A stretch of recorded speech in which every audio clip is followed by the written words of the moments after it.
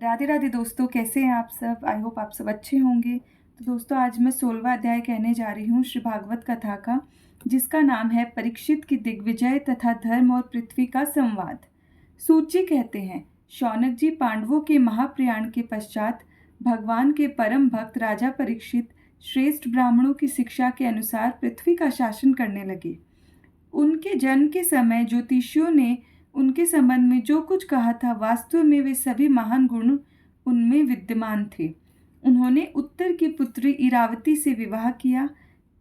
उससे उन्होंने जन्मेजय आदि 4 पुत्र उत्पन्न किए तथा कृपाचार्य को आचार्य बनाकर उन्होंने गंगा के तट पर 3 अश्वमेध यज्ञ किए, जिनमें ब्राह्मणों को पुष्कल दक्षिणा दी गई। उन यज्ञों में देवताओं ने प्रत्यक्ष रूप में प्रकट होकर अपना भाग ग्रहण किया था। एक बार दिग्विजय करते समय उन्होंने देखा कि शूद्र के रूप में कलयुग राजा का वेश धारण करके एक गाय और बैल के जोड़े को ठोकरों से मार रहा है। तब उन्होंने उसे बलपूर्वक पकड़कर दंड दिया। शौनक जी ने पूछा, महाभाग्यवान सूत जी, दिग्विजय के समय महाराज परीक्षित ने कलयुग को दंड देकर ही क्यों छोड़ दिया, मार क्यों नहीं डाला?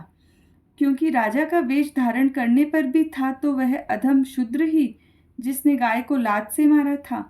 यदि यह प्रसंग भगवान श्री कृष्ण की लीला से अथवा उनके चरण कमलों के मकरंद रस का पान करने वाले रसिक महानुभावों से संबंध रखता हो तो अवश्य कहिए। दूसरी व्यर्थ की बातों से क्या लाभ, उनमें तो आयु व्यर्थ नष्ट होती है। प्यारे सूत जी, जो लोग चाहते तो है मोक्ष, परंतु अल्पायु होने के कारण मृत्यु से ग्रस्त हो रहे हैं, उनके कल्याण के लिए भगवान यम का आवाहन करके उन्हें यहाँ शांति कर्म में नियुक्त कर दिया गया है। जब तक यमराज यहाँ इस कर्म में नियुक्त है, तब तक किसी की मृत्यु नहीं होगी।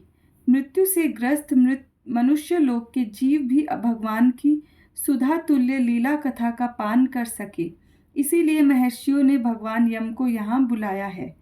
एक तो थोड़ी आयु और दूसरे कम समझ, ऐसी अवस्था में संसार के मंदभागी विषयी पुरुषों की आयु व्यर्थ ही बीती जा रही है, नींद में रात और व्यर्थ के कामों में दिन।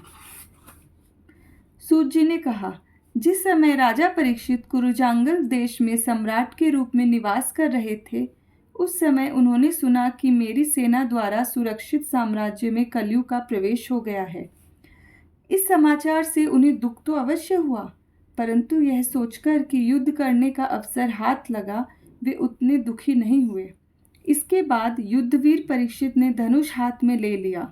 वे श्याम वर्ण के घोड़ों से जुते हुए, सिंह की ध्वजा वाले सुसज्जित रथ पर सवार होकर दिग्विजय करने के लिए नगर से बाहर निकल पड़े। उस समय रथ, हाथी, घोड़े और पैदल सेना उनके साथ साथ चल रही थी। उन्होंने भद्राश्व, केतुमाल, भारत, उत्तर कुरु और किमपुरुष आदि सभी वर्षों को जीतकर वहां के राजाओं से भेंट ली। उन्हें उन देशों में सर्वत्र अपने पूर्वज महात्माओं का सुयश सुनने को मिला। उस यशोगान से पद पद पर भगवान कृष्ण की महिमा प्रकट होती थी। इसके साथ ही उन्हें यह भी सुनने को मिलता था कि भगवान कृष्ण ने अश्वत्थामा के ब्रह्मास्त्र की ज्वाला से किस प्रकार उनकी रक्षा की थी।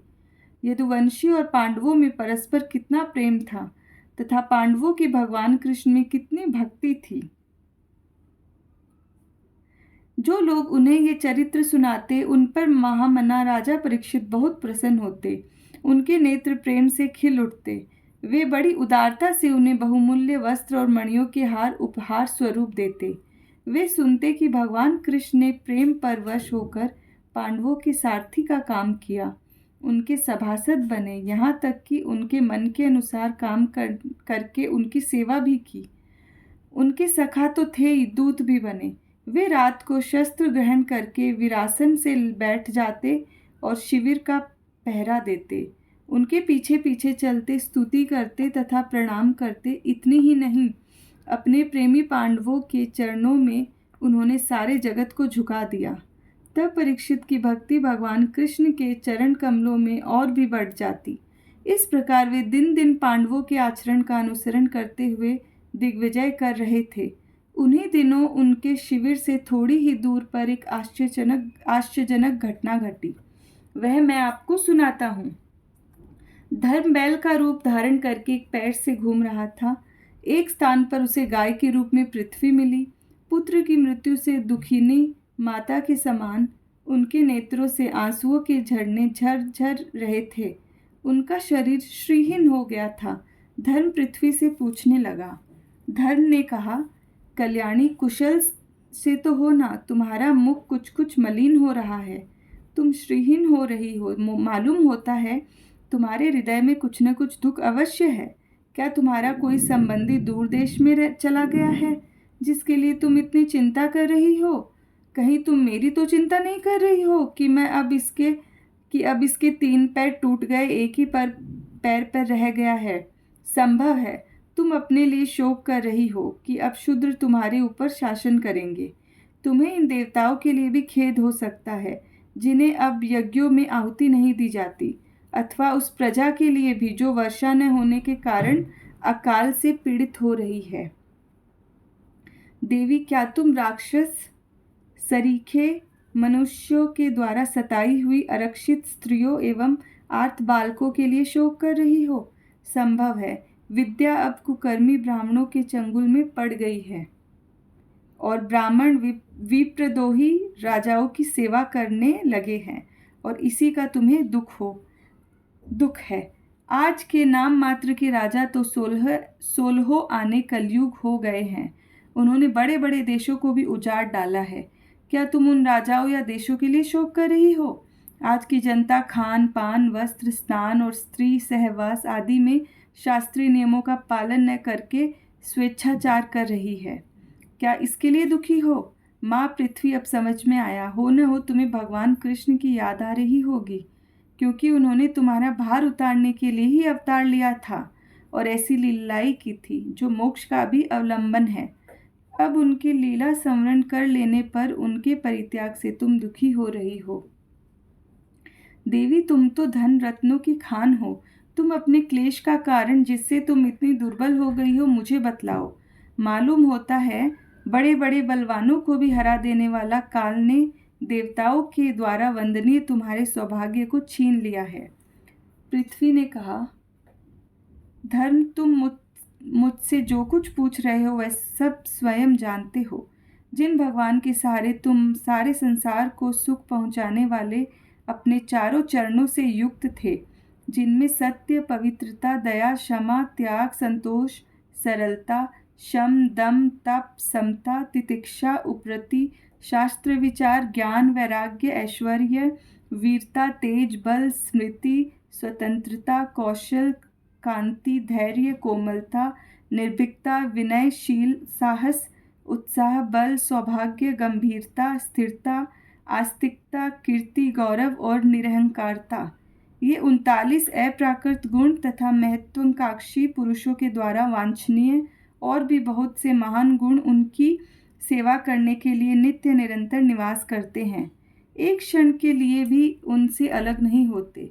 उन्हीं समस्त गुणों के आश्रय सौंदर्य धाम भगवान कृष्ण ने इस समय इस लोक से अपनी लीला संवरण कर ली और यह संसार पापमय कलयुग की कुदृष्टि का शिकार हो गया।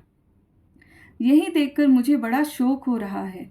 अपने लिए देवताओं में श्रेष्ठ तुम्हारे लिए देवता, पितर, ऋषि, साधु और समस्त वर्णों अथवा आश्रमों के मनुष्यों के लिए मैं शोकग्रस्त हो रही हूँ, जिनका कृपा कटाक्ष प्राप्त करने के लिए ब्रह्मा आदि देवता भगवान के शरणागत होकर बहुत दिनों तक तपस्या करते रहे। वही लक्ष्मी जी अपने निवास स्थान कमल वन का परित्याग करके बड़े प्रेम से जिनके चरण कमलों की सुभग छत्र छाया का सेवन करती है, उन्हीं भगवान के कमल, व्रज, अंकुश, ध्वजा आदि चिन्हों से युक्त श्री चरणों से विभूषित होने के कारण मुझे महान वैभव प्राप्त हुआ था और मेरी तीनों लोकों से बढ़कर शोभा हुई थी, परंतु मेरे सौभाग्य का अब अंत हो गया। भगवान ने मुझ अभागिनी को छोड़ दिया। मालूम होता है मुझे अपने सौभाग्य पर गर्व हो गया था, इसीलिए उन्होंने मुझे यह दंड दिया है। तुम अपने 3 चरणों के कम हो जाने से मन ही मन कूढ़ रहे हो, अतः अपने पुरुषार्थ से तुम्हें अपने ही अंदर पुनः सब अंगों से पूर्ण एवं स्वस्थ कर देने के लिए वे अत्यंत रमणीय श्याम सुंदर विग्रह से यदुवंश में प्रकट हुए और मेरे बड़े भारी भार को, जो असुरवंशी राजाओं की सैकड़ों अक्षौहिणियों के रूप में था, नष्ट कर डाला, क्योंकि वे परम स्वतंत्र थे, जिन्होंने अपनी प्रेम भरी चितवन, मनोहर मुस्कान और मीठी मीठी बातों से सत्यभामा आदि मधुमयी मानिनियों के मान के साथ धीरज को भी छीन लिया था, और जिनके चरण कमलों के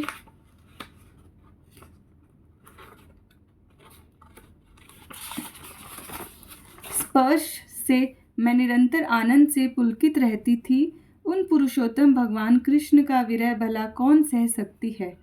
धर्म और पृथ्वी इस प्रकार आपस में बातचीत कर ही रहे थे कि उसी समय राजर्षि परीक्षित पूर्ववाहिनी सरस्वती के तट पर आ पहुंचे। राधे राधे दोस्तों। अब अगले बार मैं 17वां अध्याय कहूँगी।